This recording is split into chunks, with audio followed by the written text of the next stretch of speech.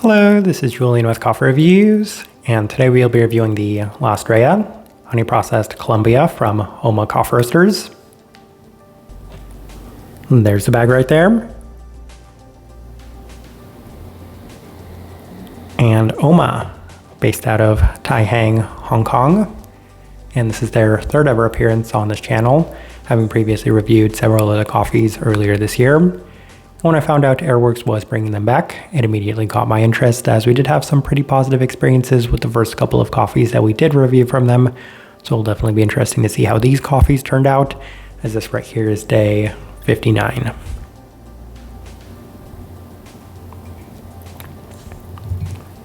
And recipe we went with for this coffee was our standard recipe at a 16:1 water to coffee ratio, brewed at 96 degrees Celsius, about 205 degrees Fahrenheit. And I like this one best through the Chemex, which indicates a more medium grind roast profile for this coffee. I did read somewhere that Oma is supposed to be one of, if not the lightest roasting coffee roasters in the entirety of Hong Kong. And based off the limited experience that we do have with other Hong Kong-based coffee roasters, I can definitely say that they're the lightest that we've had. Now, Airworks did identify them as being similar to a Scandinavian roast in terms of the profile. And relative to a lot of these Scandinavian and Nordic roasted coffees that we've had recently, I can say that it actually feels a little lighter than those, if maybe not necessarily quite as light as some of the ultralight contemporaries in the area as well. Hopefully that gives you a good idea. With all that out of the way, let's go ahead and start discussing this coffee. Day 22, first impression through the V60, and the coffee is pretty clean overall for a non-wash processed Colombian coffee, as it's offering plenty of the expected intensity in a mostly citric sense. It does open up a little bit as it cools down with plenty of the listed peachy qualities to it. Overall, a pretty solid first impression. It was just very direct, which is always nice for a first impression.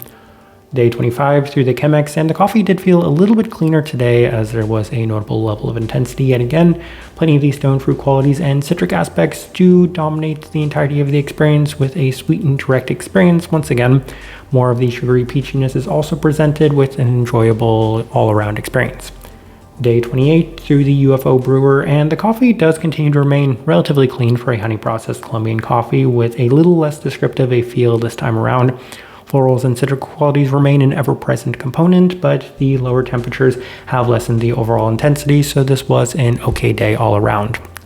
Day 31 through the V60 with some higher extraction adjustments, higher temperatures, lower concentration, and a more fine grind. And the coffee generally had some mixed results, as the greater intensity did come at the cost of some of the structure and clarity, as there's a little bit more of a fermented orange aspect that seems to be a bit more present and dominant this time around. A lingering bitterness as well, leading to some mixed results. And interestingly for me, I found this coffee to be very reminiscent of the El Phoenix that we had from Bell Lane, which was around the same time that we reviewed some of the coffees from Oma last year. As that one had a very strong orange-like feel, it had a little bit of a kind of pastry quality to it as well, in a very creamy sense. So as a result, that's what I was experiencing a lot with this coffee specifically, especially when we brewed it this time and this way. Day 34 through the Chemex with some lower temperatures, so I decided to go the opposite direction, 93 degrees Celsius, and it's good, but not quite as good as some of the earlier experiences. So we went higher on the extraction, we went a little lower on the extraction, and it didn't necessarily seem to perform better with either of those adjustments, which is why we settled on our standard temperature for this coffee. Slightly sweeter citric feel being the most prominent component, with an extra bit of citric brightness this time around. More traces of the peachy quality, though that was notably less prominent than some of the earlier days. Day 37 through the V60 with our standard recipe, and the coffee is nice quite again, so it's improved once again. So I found that to be the ideal middle ground for this coffee, because for whatever reason it didn't seem to perform well whenever we made either sort of adjustment within this coffee. Qualities do continue to remain bright and lingering, with a lot of these stone fruit qualities coming through a lot more in the end, and that definitely seemed to help. I was getting a lot more of the stone fruits when we were opting for a, we'll say, more medium level extraction on this coffee. Day 40 through the Chemex with our standard recipe, and the coffee was the best it had been to this point, which does give credence to the recipe being ideal for what we were looking for within this coffee, especially given that it seemed to improve with just a little bit more time, as it's the cleanest representation of the listed citric and stone fruit qualities of this coffee, to the point where it has greater sweetness and intensity, and notably less of the less clean Colombian coffee quality. So the best day of this coffee by far. And going into this coffee, I felt like, given the very positive experiences that we did have from this coffee roaster in the past, I could overlook the fact that this isn't a wash processed Colombian coffee, and the fact that it's a geisha definitely did seem to help out with selecting this coffee and deciding to purchase it. And then day 51, final notes we have through the Chemex with our standard recipe. And it's another very nice day of this coffee, as it does offer enough clarity to be similar to a wash processed coffee with enough intensity to be in line with a honey processed coffee. In addition to that, a very creamy orange feel with an abundance of lighter colored fruits, some slight honeysuckle, and a bit more of a citric florality this time as well. All right, let's go ahead and put up the tasting wheel so you can see what we're getting.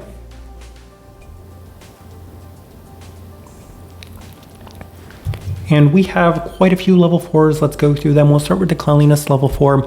That's already going to be a very big win for this coffee. I understand that it is a geisha coffee and you'd always hope for a level 5, but when it comes to any sort of processing for a Colombian coffee, I am afraid that I will reach that level 3 mark. So having this one be clean enough to be similar to a wash processed coffee in itself is a very big win. Very happy with that scoring there at that level 4 mark. Finish, level 4. And this one was a very enjoyable, though lighter colored finish throughout the entirety of it, especially in terms of the fruit aspects to it. I feel like the more and more I worked through this coffee, the more I was getting that orange feel. And if I recall correctly, I think they have something along the lines of a tangerine note listed on here, which does make a lot of sense given just how strong there is of an orange quality. It's a very orange themed coffee throughout the entirety of it, especially within the finish. Sweetness, level 4. I think one of the things I really enjoyed about this coffee roaster the first time around was that it did offer a nice level of sweetness and intensity, and that was certainly no exception to this coffee, as I'm very happy with a honey processed coffee that offers exactly what this one did. A lot of clarity while at the same time not sacrificing any of the sweetness and intensity, and vice versa, so a lot of sweetness and intensity without sacrificing any of the cleanliness.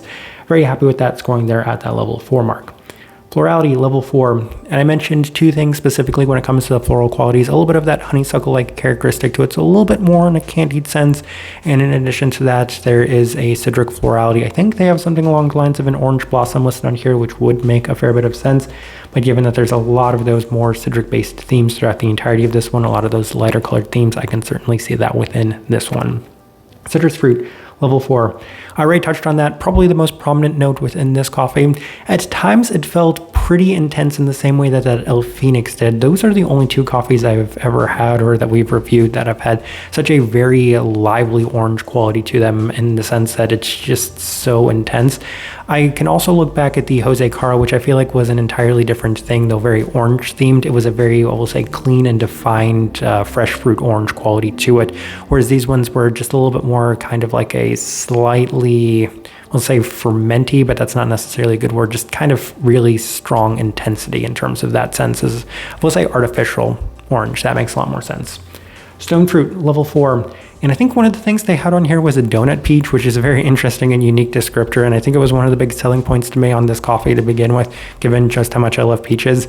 And I can see it. It does have a more sugary kind of peach-like finish to it. I can see something along the lines of a white peach, though they're pretty similar to me in terms of the taste profile that they both offer. So level 4, where we opted to put that, nonetheless, a lot of peachiness within this coffee.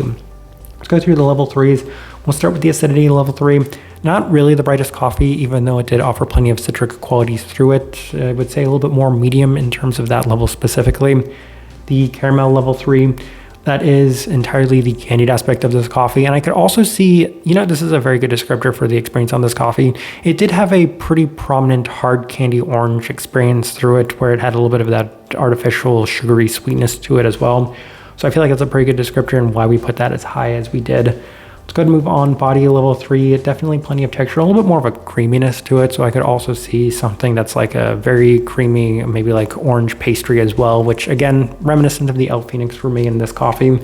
Level 3, where we opted to put that. Outside of that, there's nothing else we're discussing. As I'm looking at this tasting wheel, I do think it is a pretty good representation of what I was getting from this coffee. All right, so my overall thoughts and impressions of this coffee. I liked it, and in itself, it's a victory for not being fermenty to the point where it costs the overall cleanliness to go down to a level 3. So that's always going to be a win for any sort of processing with a Colombian coffee. Outside of that, I feel like it was perhaps a little more straightforward than I might have necessarily hoped for. I was maybe hoping for a little bit more peach intensity, maybe a little bit more of a focus on that specifically. It was unique, which in itself is also a nice little win for this coffee, given that the only thing I can really compare it to is that El Phoenix, and with 1,000+ reviews on this channel, it's always nice to get something that's a little different compared to a lot of the other coffees we've had in the past. So I'll continue to say that Oma is still a very interesting coffee roaster, still had some very nice experiences from the coffees we've tried from them. Type of person I would suggest this coffee to. If you really like your lighter colored fruits, especially in terms of that citric sense, but also a little bit more of a sweeter, more intense sense, I feel like this one's a very good fit, as it offered that in a much more candied and sugary sweet aspect throughout the entirety of it, offering some really nice floral depth as well, and a lot of the focus on that more orange-like quality throughout the entirety as well. Very clean still, especially given that it is a honey processed coffee, while still offering some very nice level of intensity. So that's kind of the best direction I can point somebody towards on this one, and also the best way I can leave this review. If you by chance had an opportunity to try this coffee, I'd love to know your thoughts and impressions of it as well. If you're enjoying the content, give this video a like, subscribe if you're not already subscribed. This right here has been a review of the La Estrella honey processed Colombia from Oma Coffee Roasters. Thank you for watching.